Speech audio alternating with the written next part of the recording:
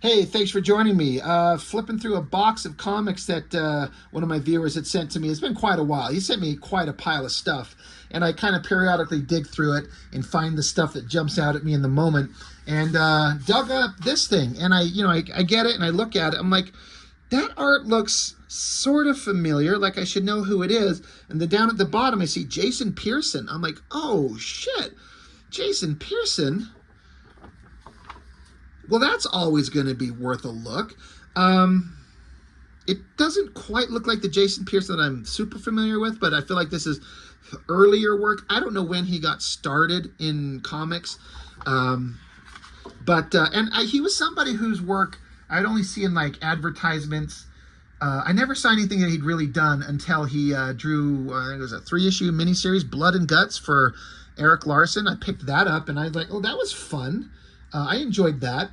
And but he has this kind of cartoony style that sometimes I struggle with liking, but there's something about his work that kind of drew my eye in a way that cartoony kind of caricature, it's not a hyper realistic style, but that stuff doesn't usually get my attention, but his kind of did. But I just never saw anything that he would draw.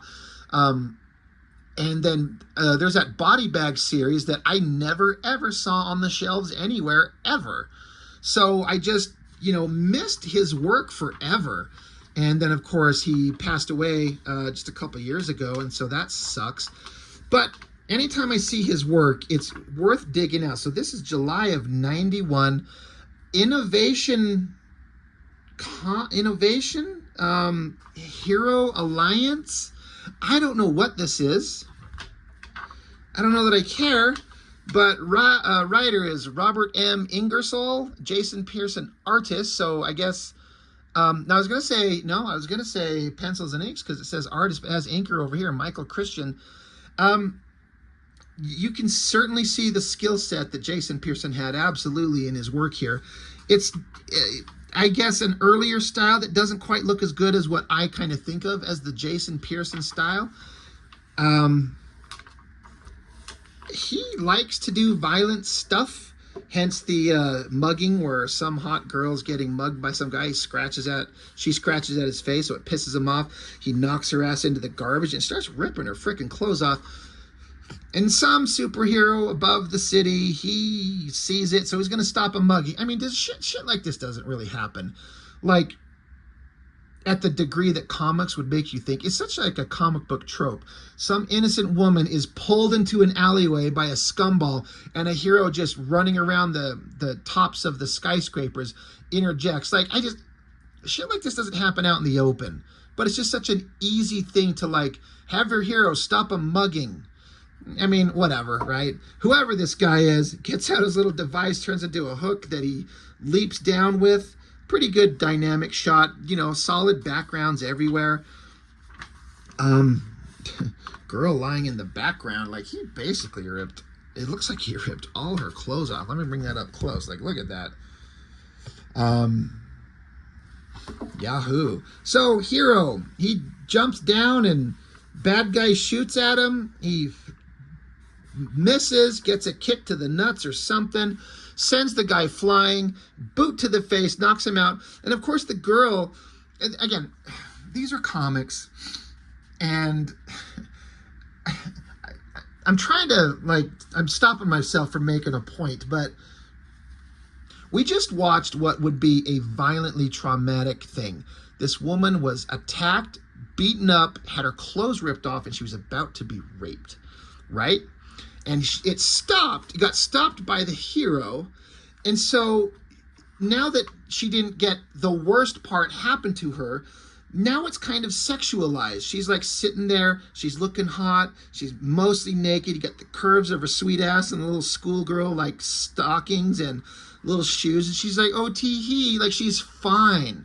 Like, yes, she's fine in as much as she didn't get hurt, but she would be like crying and traumatized and freaking out, and maybe not even like, does she know who this guy is? She's like, oh my God, don't hurt me too. But it's all jokey. But again, it's a comic book, but I don't know. I struggle with, again, I don't mind sexuality in comic books, but I'm not a fan of sexuality when it's the hands of like something like that, where this is like a violent, horrible thing to happen. It's just weird. And that's, you know, things like this kind of like, oh, it now becomes a flirty, sexy thing. But I don't know who these characters are. I don't know if it's supposed to have a weird, lighthearted humor to it, or if this is just some kind of juvenile, stupid bullshit.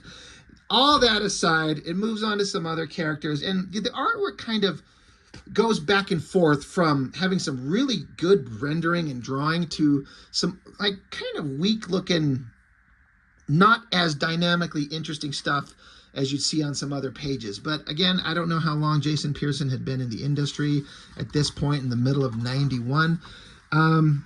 You could clearly draw, you know, hot girl, guy, whatever they're doing. You know, this does not look like Jason Pearson stuff. In fact, I even stopped myself and going, well, this isn't him anymore. That doesn't look like Jason Pearson stuff. So I'm like, did a new story start? Did I miss something? No, so, you know, he developed his style as time went on. And, but none of this looks like him to my eye. Again, getting into the sexy. Now, this stuff I don't mind. You know, you could be like, well, it's gratuitous nudity. She's standing there. But when the character's doing it because she wants to, she has agency and she's throwing her sexiness, and these characters are people who are together for whatever reason, whatever's going on, you know, show some nakedness. Why not? Their comics are supposed to be for kids. Her hair is covering part of her chest, her hands covering the other part. Whatever. You know, that's fine because it's not some violent assault. But then, hey, look at that. Just they're leaning into it. I'm like, all right, get it. Making out with her, kissing her neck, you know. This stuff looks like the Jason Pearson stuff with the heavy kind of blocky lighting effects. But you can see how he developed his style and got pretty good pretty fast. Like the style that he has on that Savage Dragon Blood and Guts miniseries that he did is, I mean, it's way more advanced than this. Like he really developed really fast. A lot of this is just boring. You know, I'm not super excited for it. Man, they love yellow in this fucking book. I don't know what it is, but I feel like there's just yellow everywhere. Blonde hair. The girl who got assaulted had yellow blonde hair. The hero that saved her had yellow cape. This guy's got yellow there. They just love their yellow. Good Lord. Oh my gosh, there's still more of it. So, some good heavy lighting stuff going on there. Kind of boring-ish pages. Weird color choices to have all that big flat color in the background. You know, this is not a book that would make me want to pick it up just flipping through it, looking at the artwork.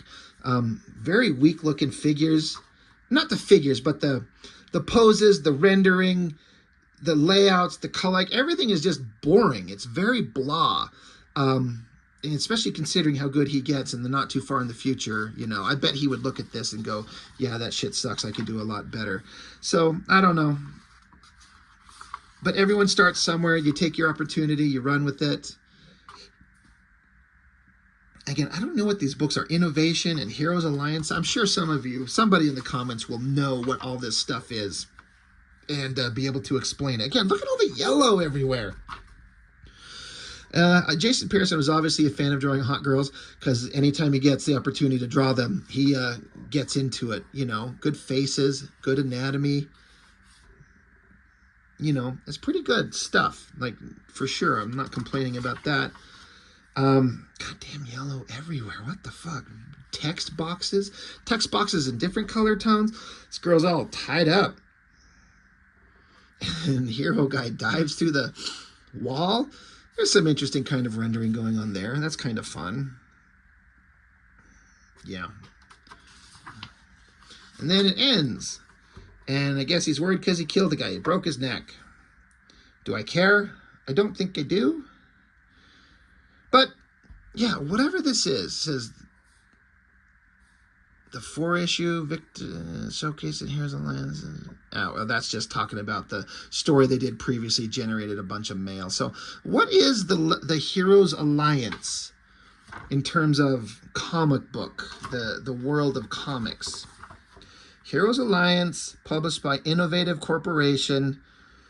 Is it just some company that popped up that was just trying to put out comics? I don't know. The name Robert M. Ingersoll sounds vaguely familiar, but Jason Pearson's the only name that I recognize, really.